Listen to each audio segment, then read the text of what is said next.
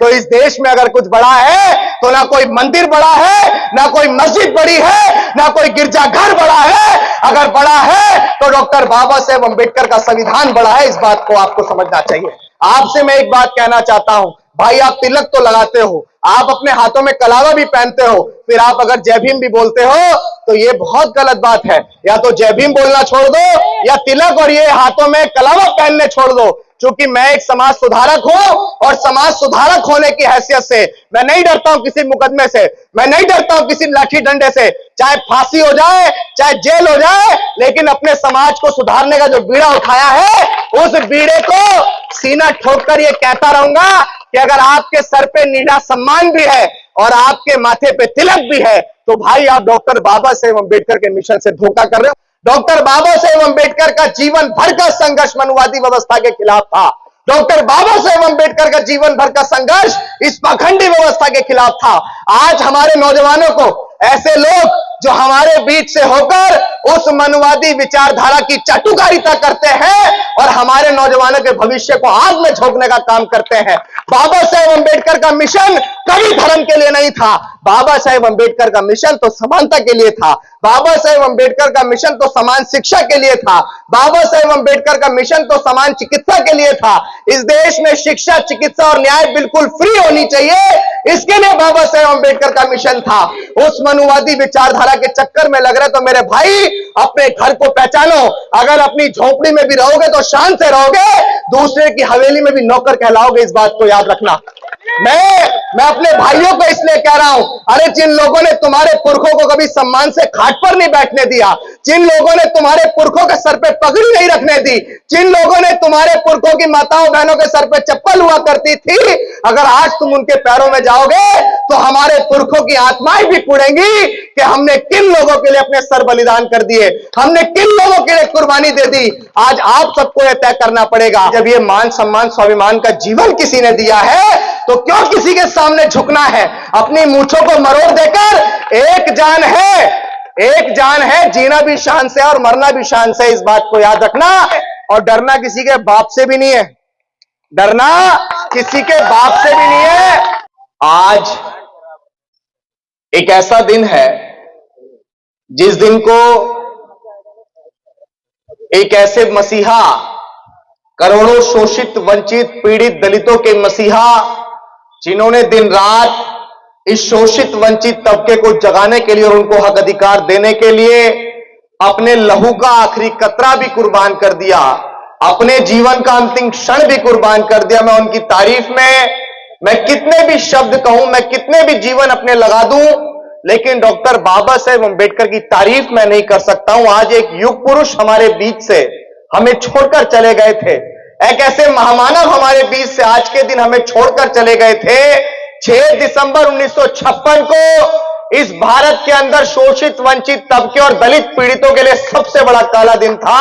इस बात को आप याद रखिएगा, क्योंकि 14 अप्रैल 1891 को एक ऐसे महामानव डॉक्टर बाबा साहेब अंबेडकर ने जन्म लिया था, जिन्होंने आप सबको भारत का संविधान बनाकर, जिन्होंने आप सबको ये भारत का संविधान बनाकर एक नया जीवन देने का काम किया था। अगर ये भारत का संविधान देश में डॉक्टर बाबा साहेब अंबेडकर ने नहीं दिया होता तो आज आप मूछें रखकर नहीं घूम रहे होते, आज आप बहुत अच्छी अच्छी घड़ी पहनकर नहीं घूम रहे होते। सबसे पहले बाबा साहेब अंबेडकर के चरणों में कोटि कोटि नमन करते हुए इस बात को कहूंगा कि बाबा साहेब आप थे तो हम हैं, और आज आपके इस दिन पे अभिषेक और इसके साथ साथ ये तमाम लोग संकल्पित होकर इस बात को कह रहे हैं कि आपके सपने, आपके आंदोलन, आपके मिशन को साकार करने के लिए अपने जीवन का अंतिम क्षण भी लगा देंगे, अपने लहू का आखिरी कतरा भी लगा देंगे, लेकिन आपके बच्चों की कुर्बानी, आपका वो लहू कुर्बानी को हम लोग जाया नहीं जाने देंगे। बाबा साहेब आज हम आपके इस महापरिनिर्वाण पर संकल्पित होकर इस बात को कह रहे हैं कि 100 बार तमन्ना से उतरे गहरे पानी में, कि 100 बार तमन्ना से उतरे गहरे पानी में, अपने इस समाज की प्यास को बुझा के रहेंगे। और जो सर कभी कटे तो नहीं थे, दबाए गए थे, उन सरों को फिर से उठा के रहेंगे। और अंधेरों में रहकर उजाला भूल गए हैं जो, कि अंधेरों में रहकर उजाला भूल गए हैं जो, उन घरों में फिर से चिराग जलाकर रहेंगे, उन घरों में फिर से चिराग जलाकर रहेंगे। सबसे पहले यहाँ की आयोजक कमेटी जिन्होंने इतना अच्छा कार्यक्रम किया, कोई भी अपने मनोबल को बिल्कुल गिराने का काम ना करे। चाहे 10 लोग भी बैठे होंगे तब भी अभिषेक उसी मुखरता के साथ अपने वचनों को रखेगा जिस मुखरता के साथ वो हजारों की भीड़ में रखता है। क्योंकि आज जितने भी लोग डॉक्टर बाबा साहेब अम्बेडकर के आंदोलन को आगे बढ़ाने का काम कर रहे हैं, आज हम सब लोग वो मशाल हैं जो खुद जलकर अपने समाज को रोशन करने का ख्वाब देख रहे हैं। ये तमाम लोग जिन्होंने कार्यक्रम किया, एक बार जोरदार तालियां हो जाएं इनके लिए, क्योंकि ये लोग तूफान में आंधी बनकर तलवार की धार पे चलने का काम कर रहे हैं। क्योंकि ये मध्य प्रदेश है, इस मध्य प्रदेश के अंदर दलितों और वंचितों के साथ शोषण चरम पर है। अभी मैं परसों ग्वालियर के अंदर था, जहां शिवपुरी के अंदर बोरवेल के छूने को लेकर हमारे एक समाज के भाई को लाठी डंडों से पीट पीट कर मार दिया। उन तमाम डरों को छोड़कर ये साथी इस निवाड़ की धरती के अंदर मनुवाद की छाती पर डॉक्टर बाबा साहेब अम्बेडकर का परिनिर्वाण दिवस मना रहे हैं। तो इन सबके हौसलों को कभी टूटने नहीं देना है। और आज मैं आप सबको इतना कहना चाहता हूं, देखो इस देश में मान्यवर कांशीराम कहते थे कि आने वाले कल में 2 विचारधाराएं काम करेंगे, एक अंबेडकरवादी विचारधारा और एक मनुवादी विचारधारा। आपको तय करना है कि आप किस विचारधारा के साथ काम करना चाहते हैं। अगर कोई व्यक्ति मनुवादी विचारधारा की बात करता है और उसके बाद जय भीम भी बोलता है तो वो मेरे समाज का कभी नहीं हो सकता। इस बात को याद रखना। मैं यहां मुखरता से इस बात को बोल रहा हूं, चाहे किसी को बुरी लगे चाहे किसी को भली लगे। अगर आप मनुवादी विचारधारा को अपने सर पे ढोकर चल रहे हो और डॉक्टर बाबा साहेब अम्बेडकर का अपने मुंह से नाम लेते हो तो आप झूठे हो, आप फरेबी हो और आप इस मिशन के लिए सबसे बड़े घातक हो। क्योंकि घर का भेद ही सबसे बड़ा घातक होता है, इस बात को याद रखिएगा। डॉक्टर बाबा साहेब अम्बेडकर का जीवन भर का संघर्ष मनुवादी व्यवस्था के खिलाफ था। डॉक्टर बाबा साहेब अम्बेडकर का जीवन भर का संघर्ष इस पाखंडी व्यवस्था के खिलाफ था। आज हमारे नौजवानों को ऐसे लोग जो हमारे बीच से होकर उस मनुवादी विचारधारा की चाटुकारिता करते हैं और हमारे नौजवानों के भविष्य को आग में झोंकने का काम करते हैं। बाबा साहेब अम्बेडकर का मिशन कभी धर्म के लिए नहीं था। बाबा साहेब अम्बेडकर का मिशन तो समानता के लिए था। बाबा साहेब अम्बेडकर का मिशन तो समान शिक्षा के लिए था। बाबा साहेब अम्बेडकर का मिशन तो समान चिकित्सा के लिए था।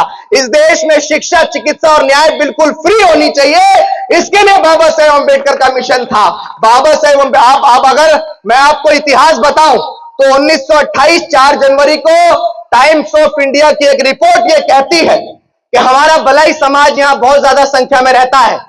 डॉक्टर बाबा साहेब अम्बेडकर ने द एनिहिलेशन ऑफ कास्ट, जाति का बीजनाश, अध्याय 2 के अंदर लिखा है और उन्होंने बताया है कि हमारे भलाई समाज के साथ जो शेड्यूल कास्ट की बहुत बड़ी जाति है, जो मध्य प्रदेश के इंदौर में और यहां रायगढ़ के नजदीक बहुत पाई जाती है, उस जाति के साथ साल 1928 में 4 जनवरी को टाइम्स ऑफ इंडिया की रिपोर्ट ये कहती है कि इंदौर के अंदर बहुत से गांव ऐसे थे जहां कुछ जातिवादी मानसिकता रखने वाले लोगों ने भले समाज को गांव में रहने के लिए कुछ शर्तें रखी थी और शर्तें थी कि आपको हमारा काम करना पड़ेगा और उसके बदले हम आपको कोई वेतन भी नहीं देंगे और आप मना भी नहीं कर सकते हो, और अगर आपने मना किया तो आपको गांव से निकाल दिया जाएगा। आपको हमारे यहाँ शादी ब्याह में नाच गाना करना पड़ेगा, उसके लिए हम आपको कोई पैसा भी नहीं देंगे और मांगोगे तो गांव से बाहर निकाल दिया जाएगा। ऐसी और भी बहुत सारी चीजें थी। जब हम भले समाज के सामने ये बात रखी गई तो हमारा समाज इतना स्वाभिमानी था कि हमारे समाज ने कहा कि हम मरना मंजूर करेंगे लेकिन हम इनके सामने झुकना मंजूर नहीं करेंगे। और आज बड़ा दुख होता है, आज बड़ा दुख होता है कि उसी भले समाज के कुछ साथी उस मनुवादी विचारधारा के चक्कर में लग रहे। तो मेरे भाई, अपने घर को पहचानो। अगर अपनी झोपड़ी में भी रहोगे तो शान से रहोगे, दूसरे की हवेली में भी नौकर कहलाओगे, इस बात को याद रखना।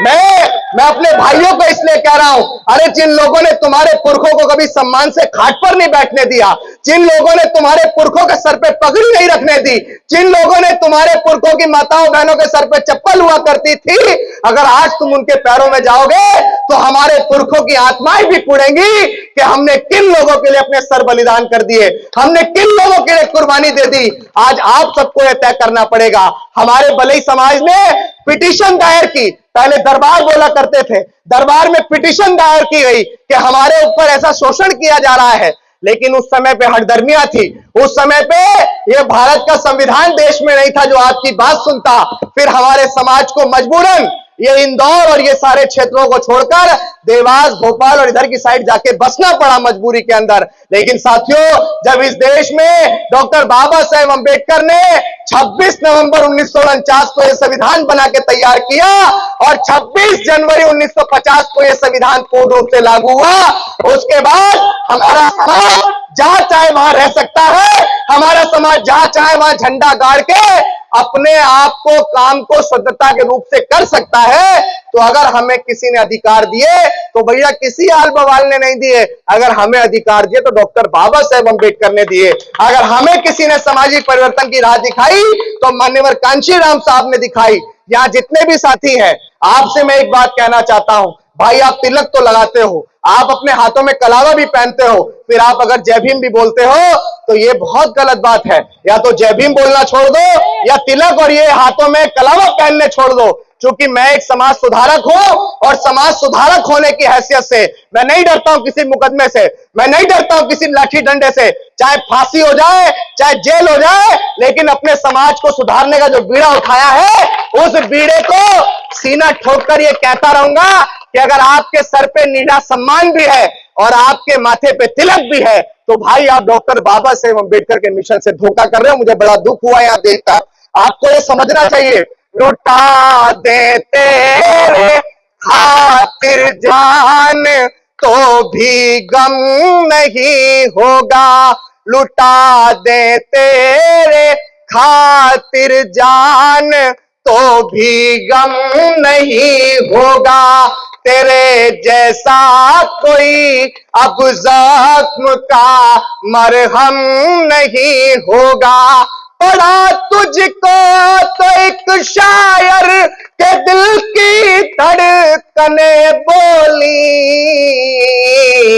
कई सदियों तलक अब दूसरा अम्बेडकर नहीं होगा, कई सदियों तलक अब कांशीराम सा नहीं होगा। कि मोहब्बत कौन करता है, सियासत कौन करता है, मोहब्बत कौन करता है, सियासत कौन करता है। हमें मालूम है हमारी हिफाजत कौन करता है। अरे हम ही ने लाज रखी है बुजुर्गों की यहाँ, वरना सभी टुकड़ों पे पलते हैं, बगावत कौन करता है। लोग यही तो कहते हैं, लोग यही तो कहते हैं कि भैया सरकार है उनकी, उनके लोग हैं यहाँ, उनके लोग सत्ता में स्थापित हैं, अगर उनके पास नहीं जाएंगे तो कहां जाएंगे।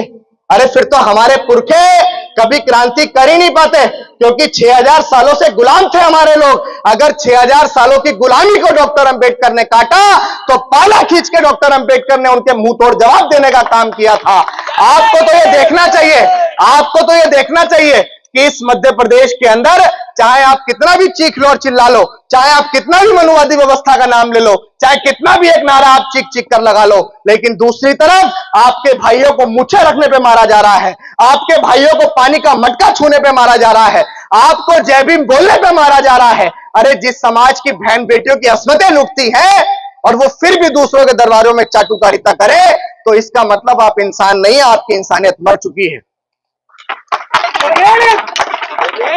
मेरा एक साथी यहां था जय संगठन का, वो ये कह रहा था कि यहां शोषण बहुत जगह पे है।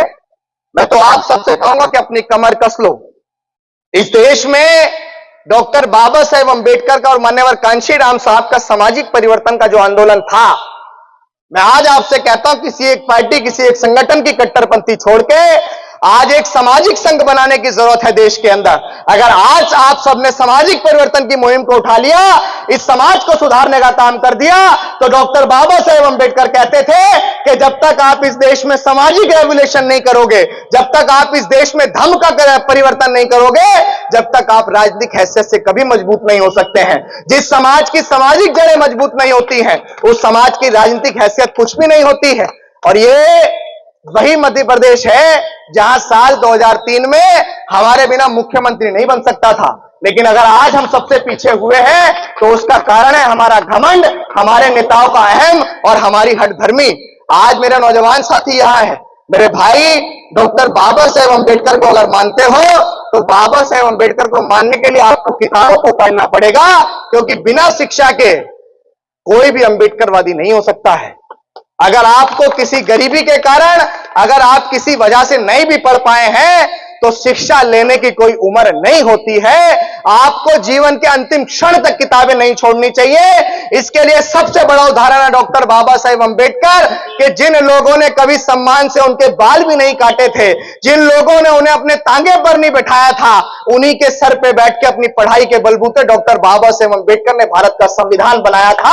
और आज उसी संविधान के हिसाब से हमारा यह देश चल रहा है, और आज उसी संविधान के हिसाब से उनके मंदिर और मस्जिद बचाए जा रहे हैं। तो इस देश में अगर कुछ बड़ा है तो ना कोई मंदिर बड़ा है, ना कोई मस्जिद बड़ी है, ना कोई गिरजाघर बड़ा है। अगर बड़ा है तो डॉक्टर बाबा साहेब अंबेडकर का संविधान बड़ा है। इस बात को आपको समझना चाहिए।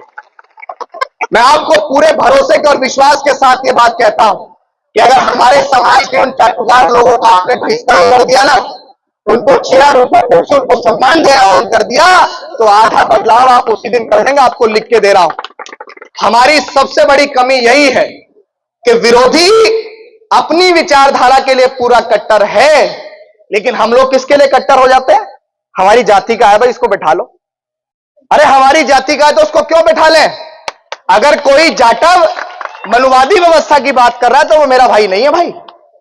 अगर कोई भले मनुवादी व्यवस्था की बात कर रहा है तो वो अंबेडकरवादी और मेरे समाज का नहीं हो सकता है, क्योंकि बाबा साहेब अंबेडकर ने मनुवादी व्यवस्था के खिलाफ लड़ाई लड़ी। और आप सबको भी ये समझना चाहिए।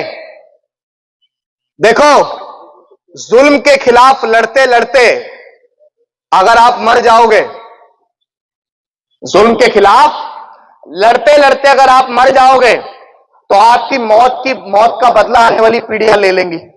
लेकिन अगर जुल्म सहते सहते मर गए तो आने वाली पीढ़ियां कहेंगी कि हमारे पुरखे कुछ नहीं कर पाए, तो यार हम क्या करें, वो भी गुलाम होगी। इसीलिए आपसे कह रहा हूं कि दुश्मन से लड़ते लड़ते मर जाओ। अगर दुश्मन से लड़ते लड़ते मर जाओगे तो विश्वास के साथ कहता हूं कि आपकी पीढ़ियां मुंह तोड़ जवाब जरूर देंगी। लेकिन अगर मेरे भाई सहन करते करते मर गए तो आने वाली पीढ़ियां भी गुलाम पैदा होंगी। इस बात को याद रखना। अगर आज अभिषेक जैसे लोग दहाड़ रहे हैं, आज हम पूरे देश के अंदर संविधान को बचाने की लड़ाई लड़ रहे हैं, तो इसलिए लड़ रहे हैं क्योंकि हमारे मसीहा फूले शाहू अंबेडकर, पेरियार, लड़ई, कांशीराम साहब दुश्मनों से लड़ते लड़ते मर गए थे। इसलिए आज हम उनके बलिदान का बदला ले रहे हैं। इसलिए आज हम उनके बलिदान को जाया नहीं जाने दे रहे हैं। आज इस परिणाम दिवस की नेमाड़ की धरती से हम लोग इस बात को कह रहे हैं कि हम जब ये याद करते हैं, आज मैं उन तमाम लोगों को कहूंगा, रघु भाई देखो, बुरा मानने की कोई बात ही नहीं है। मैं आज उन तमाम लोगों को कहूंगा कि उन लोगों को यह सोचना चाहिए कि आखिर किसके लिए बाबा साहेब अंबेडकर ने अपनी 4 संतानें कुर्बान करी थी। आखिर किसके लिए उनकी पत्नी मां रमाबाई ने अपनी साड़ी का पल्लू फाड़कर राजरत्न को उड़ाया था। मेरे नौजवान साथियों, अगर बाबा साहेब अंबेडकर ने वो पल, वो दिन अपनी जिंदगी में दुख का मान लिया होता और वो उस बच्चे के लिए रुक गए होते और वो लंदन गोलमेज सम्मेलन के लिए नहीं गए हुए होते, तो विश्वास के साथ कहता हूं कि आज भी किसी का मैला उठा रहे होते, आज भी किसी के यहां कमर मटका रहे होते और लोग तुम्हारे यहां सिर्फ पैसे फेंकते और तुम पैसे उठाकर किसी झुग्गी झोपड़ी में आके रहने लग जाते। सुबह शाम घर से बाहर नहीं निकल सकते थे। अरे जब ये मान सम्मान स्वाभिमान का जीवन किसी ने दिया है तो क्यों किसी के सामने झुकना है? अपनी मूंछों को मरोड़ देकर एक जान है, जीना भी शान से और मरना भी शान से। इस बात को याद रखना। किसी चोरी डकैती के लिए तुमसे नहीं कह रहा हूं, किसी गुंडागर्दी के लिए तुमसे नहीं कह रहा हूं, अधिकारों की लड़ाई में मुखरता से लड़ने के लिए तुमसे कह रहा हूं। और अगर अधिकारों की लड़ाई में मुखरता से नहीं लड़ोगे तो फिर वही बात की आने वाली पीढ़ियां गुलाम पैदा होंगी। इस देश में हम लोग एक आंदोलन चला रहे हैं और उस आंदोलन का नाम है बहुजन जागो मार्च, और उसका उद्देश्य है बहुजन नेताओं साथ में आओ, यानी कि अंबेडकरवादी नेताओं साथ में आओ। जब तक इस देश के अंबेडकरवादी नेता साथ में नहीं आएंगे, मैं आपको लिख के देता हूं कि आप कभी सत्ता में स्थापित नहीं हो सकते हैं। और जिस समाज की कोई राजनीतिक हैसियत नहीं होती है, उस समाज की कोई औकात नहीं होती। आप सब बिल्कुल देख रहे हैं। बाबा साहेब अंबेडकर के महापरिनिर्वाण दिवस पर आज हमें अपने घर से निकले हुए 28 जुलाई को हमने अपना घर छोड़ा था और 28 महीने के लिए हम लोग संकल्पित हैं कि मैं अपने घर वापस नहीं जाऊंगा। मुझे 4.5 महीने अपने घर को छोड़े हुए हो गए हैं। और हम संकल्पित हैं कि जब तक इस देश में अंबेडकरवादियों का एक महागठबंधन नहीं बना देंगे, अरे जब भाजपा के लोग गठबंधन कर सकते हैं, आरएसएस के लोग गठबंधन कर सकते हैं, तो क्या अंबेडकरवादी नेता एकजुट होकर महागठबंधन नहीं बना सकते हैं? बताइए मुझे, बना सकते नहीं बना सकते हैं? लेकिन नेताओं के घमंड को तोड़ने का काम कौन करेगा? नेताओं के घमंड को हम सब मिलकर तोड़ने का काम करेंगे, क्योंकि हमारे नेता हमसे हैं। नेताओं से समाज कभी नहीं होता है। और अगर आज उनकी वजह से हमारा समाज डूबेगा, तो आज उनके घमंड को तोड़ने का काम हम सबको करना पड़ेगा। अभिषेक किसी पार्टी संगठन का हिस्सा नहीं है। अभिषेक डॉक्टर बाबा साहेब अंबेडकर के मिशन की एक बुलंद आवाज है। जितने भी साथियों ने ये कार्यक्रम किया, भाई अगर आधी रात भी अभिषेक की जरूरत पड़े तो अभिषेक को याद करना।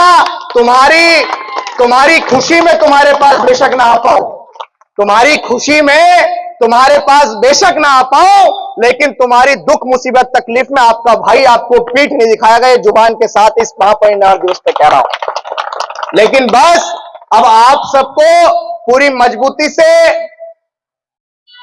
वक्त की ये जरूरत समझ लो, ये नौजवान साथियों से कह रहा हूं, वक्त की ये जरूरत समझ लो, बिन पढ़े अब गुजारा नहीं है। वक्त की ये जरूरत समझ लो, बिन पढ़े अब गुजारा नहीं है।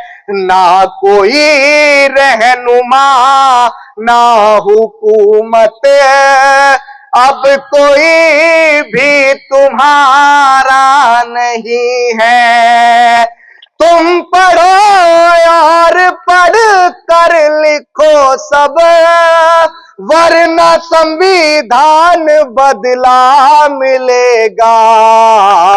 अब कलम और कागज से बढ़कर दूसरा कोई चारा नहीं है। शिक्षा बहुत महत्वपूर्ण होती है।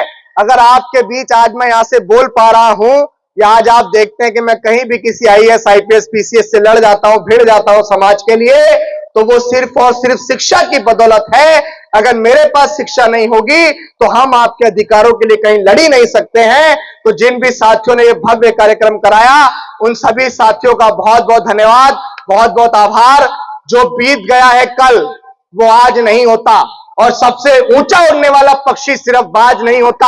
और जिस कौम के नौजवान संघर्ष नहीं करते, कि जिस कौम के नौजवान संघर्ष नहीं करते, उस कौम के सर पे कभी ताज नहीं होता, उस कौम के सर पे कभी ताज नहीं होता। तो मेरे नौजवान साथियों, आपके कंधों पे विशेष जिम्मेदारी है। अपने जिम्मेदारी को समझते हुए, और डरना किसी के बाप से भी नहीं है, डरना किसी के बाप से भी नहीं है, क्योंकि हम लोग किसी का हक मार के नहीं खाते हैं। हम लोग सुबह कमाने जाते हैं, शाम को आते हैं, जब खाते हैं। तो डरना किसी के बाप से भी नहीं है। भारत का संविधान तुम्हारे प्रोटेक्शन के लिए खड़ा है, और जब इस संविधान को लांघकर तुम्हारे ऊपर कोई शोषण करेगा, तो फिर हम जैसे भाई मूंछ मरोड़ के आपके पीछे खड़े। अपने हिम्मत और हौसले को मत तोड़ना।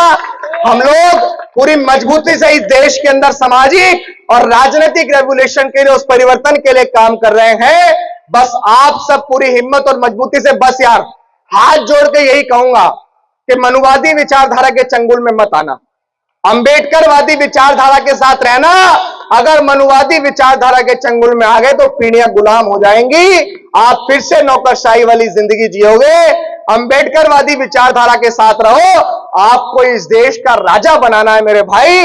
आपको मांगने वाला नहीं, आपको देने वाला बनाना है। और अगर आपने आपको देने वाला बनाना है, तो फिर आपको मनुवादी विचारधारा के चंगुल में नहीं पड़ना है। कि जुल्मों सितम कितने हुए हम पर, एहसास तब से अब तक का है। अपने पुरखों का अपमान भूले नहीं है हम, याद तब से अब तक का है। और सारा हिसाब वो ताज पहन कर लेंगे, कि सारा हिसाब वो ताज पहन कर लेंगे। साथियों साथ दो, हमारा लक्ष्य दिल्ली की गद्दी तक का है, हमारा लक्ष्य दिल्ली की गद्दी तक का है। बहुत बहुत धन्यवाद, बहुत बहुत साधुवाद। जो लोग आज बाबा साहेब अम्बेडकर को गालियां बकते हैं, जो लोग आज बाबा साहेब अम्बेडकर की मूर्ति तोड़ने का काम करते हैं, आखिरी में महापरिनिर्वाण दिवस पर डॉक्टर बाबा साहेब अम्बेडकर को श्रद्धांजलि देते हुए यह बात कह रहा हूं, उन तमाम हरामखोरों को यह बात कह रहा हूं कि हम अम्बेडकरवादी है बेटा, कि हम अम्बेडकरवादी है बेटा। जिस दिन औकात पे आ गए ना तो तुम्हारी सारी गर्मी झाड़ देंगे। और बाबा साहेब को गाली मत देना दोबारा, कि बाबा साहेब को गाली मत देना दोबारा, वरना हम भी कानून भूल गए ना तो जितनी तुम्हारी लंबाई है उससे दुगना जमीन में गाड़ देंगे।